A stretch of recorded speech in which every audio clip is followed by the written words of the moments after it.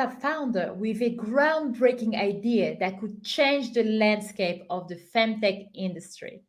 But as a woman in a mostly male dominated space, breaking free from the female stigma and finding your voice can feel like an uphill battle. And we are not even talking about looking for investments and growing your team. In this episode, we will dive into the founder mindset and offer amazing tips from leading female investors and founders. We'll speak to Hélène Guillaume Pabis, the founder of WILD.AI, and an angel investor, Jenny Ervine, from Raise Ventures. Whether you're a startup founder seeking to break free from stereotypes or an investor looking to make a difference, especially when it comes to supporting and investing in women, then this episode will give you the boost to fuel your entrepreneurial journey. Welcome to the Mary Poppins of Startups Live Show. I'm Naili Makangur from Athena Leaders. As a tech consultant and startup advisor, I will answer live the burning questions that you have on your journey to Series A+. Subscribe and tune in every week for top tips and to meet amazing guests, startup founders, investors, and more. More importantly, sit back, relax, and enjoy the show. First, let me introduce you to our amazing guests. Meet Hélène Guillaume Pabis, the founder of WILD.AI, a FemTech app backed by science. Hélène shares a journey of pushing herself out of her comfort zone, empowering women to express themselves and shape the future of FemTech. We also have the incredible Jenny Ervine, the co-founder of Raise Ventures and an angel investor. She has a passion for supporting founders. She brings over a decade of experience as an investor and also runs a very, very good accelerator program. She sheds the light on how accelerator programs and the support from the community can help you to grow your idea and support you as a founder. Been is the mental side of things. It's kind of like this darkness that you don't know where it comes from, but it always happens roughly about the same time. It affects you, yet you need to continue functioning, right? Whether it was when I was a software engineer, you're in a room, you don't understand why someone's comment making you feel this way, or maybe you might I will naturally go down into depression. But then when I started learning those kind of things, I thought, okay, this is how my body reacts. So how can I counteract it? How can I give myself the tools to deal better with that? But of course, this is still something that people don't talk a lot about. And many young people out there, especially young women, they have to navigate it from themselves. So if you are in competitive sport, or even as you, like me, well, absolutely love sport and I'm getting older, I'm thinking, well, things are happening to my body. What can I do, and what can I do to continue being effective and performance? And unfortunately, it's still a little bit taboo to start talking about this kind of things, especially on TV, on lives, and many other places.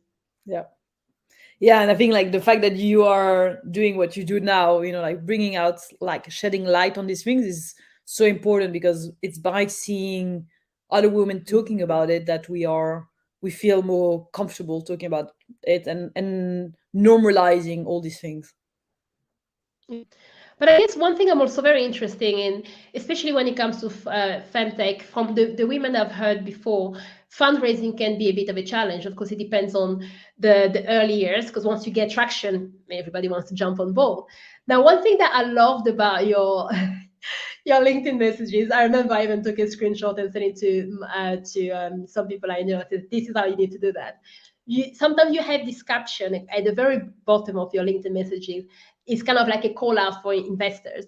But unlike what you see from many, many founders out there, regardless of gender, it's really about letting the investors know that you are open to a fundraise.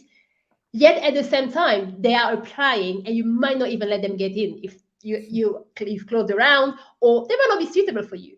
And I love that. Again, this is one thing that I love about your no bullshit, excuse me for anyone who doesn't like to dark swing, but your no bullshit attitude. And I love the strong message out there. So is this something that you always had at the beginning, or it developed as you are going through your journey as an entrepreneur? I love this question. So I am getting more and more comfortable with, speaking out, and I have a lot of backlash, by the way.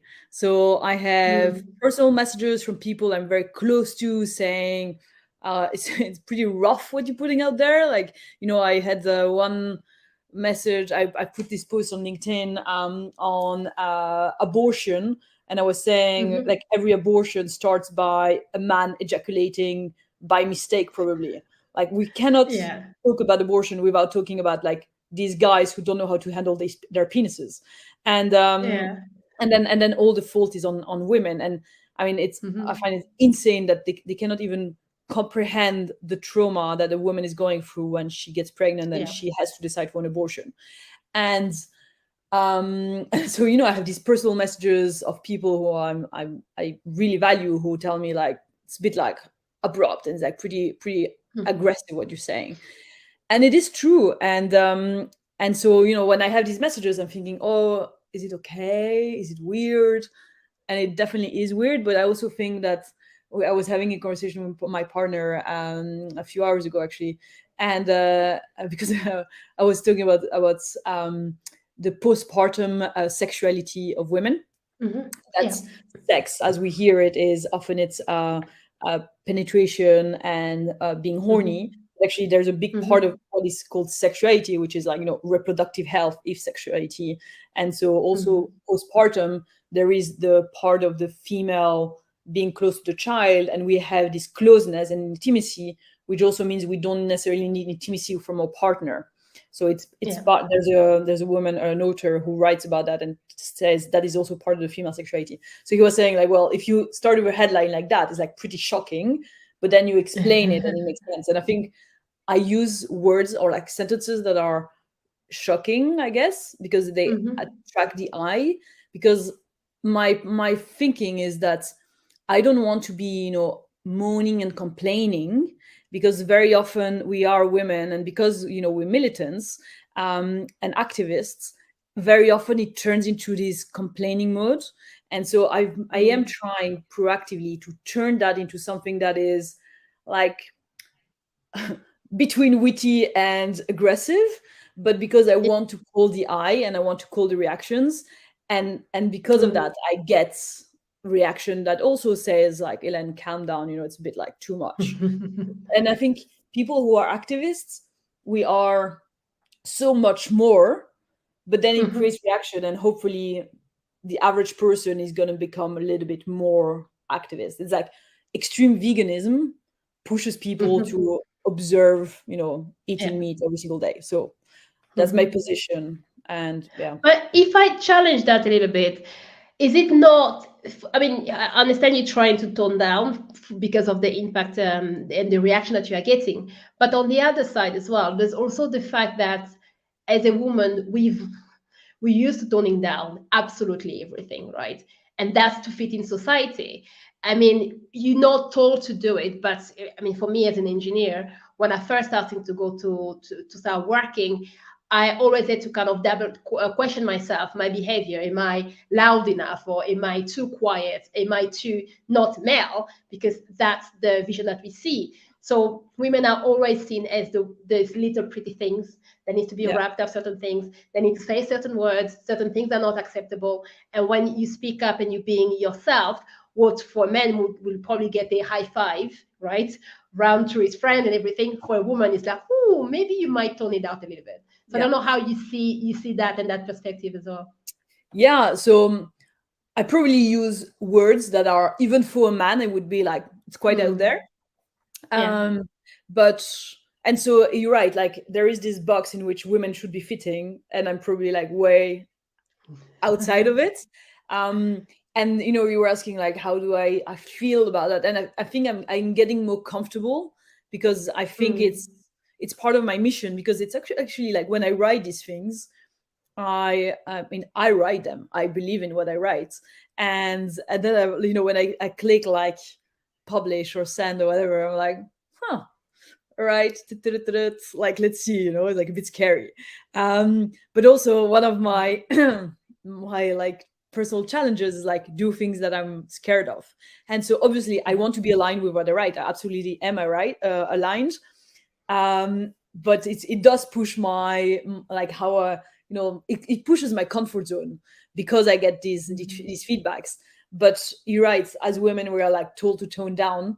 And interestingly, when people write me these messages like now, it actually encourages me to write even more, because I'm like, if I have these reactions, it means that, and also because I also have the other way around, like on LinkedIn you can see quite a lot, like I have a lot of very positive reactions actually, Yeah. which encourages me, because it also, I think it opens a door and it creates a space for other people, especially women, to express themselves and say out loud what they think as well. And I think by understanding, by having feedback from women that I've helped, and I do that because all the people also have helped me, I think it's the right thing, and it feels good for me. So yeah. Yeah. No, well, to be fair, I will just say keep going, because I think that we need people like you, especially when it comes to the femtech industry. One of the things that I'm sure a lot of people are probably wondering, as I've been wondering, Jenny, is what gets you out of bed at night, in the morning? What gets you out of bed in the morning? The reason why I'm asking that is, of course, I've been following you for a long time, and every time from even my own perspective of working a lot with startups, sometimes the closer we are to the founders, the more we do absorb some of the stress and anxiety and the problems that they are having. They become ours, and we share that because, as you said, we are here to help them succeed. And of course, the more startups that you work with, and as part of the accelerator and your own the angel investment that you do, the more of those that you have been carrying over the years. But you're still there and you're still doing that. So what gets you out of bed in the morning? I think coming from that commercial background and seeing my kind of marketing commercial background was seeing the ideas and businesses we were working with, even creating logos, creating websites, and actually going out to market. That was kind of the marketing background, and then layering that to the startups where they're building products and taking it to market and celebrate the small wins. So we do quite a lot of work in celebrating small wins. Yes, it can be very stressful and very long journey, but you need to be celebrating, right? We had this really good conversation, or we met this really cool person, or we won an award, or we got a conversation with an investor. It's really important to be celebrating those small wins. So that's kind of what gets you up on a Monday morning, is A, the variety of the different startups, but B, learning from all those different startups and being able to share that knowledge is really interesting. And then also kind of just celebrating the small wins. I totally get what you're saying in terms of the stresses and challenges that they're coming on board, but actually sharing those is important as well, saying to the other startups, look, you're not the only one going through these challenges of higher costs or not being able to find talent. Other people are finding that too, and it makes them feel not so bad. Yes, they still have the problem, but they can share the problem. So celebrating the small wins and sharing the problem is kind of probably what gets me out of bed. Oh, I love that. Yeah, sharing the small wins.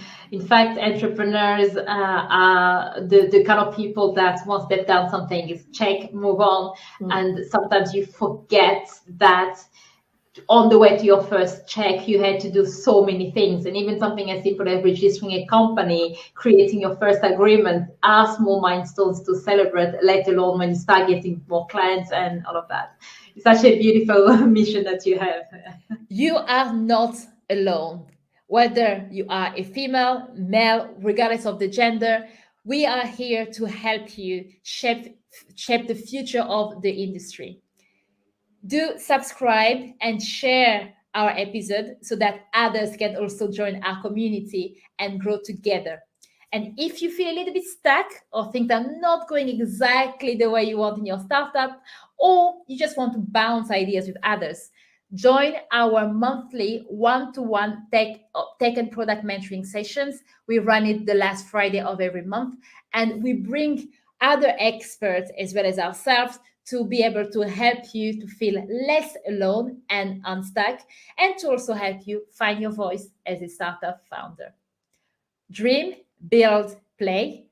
Let's design a happy and productive workplace playground together.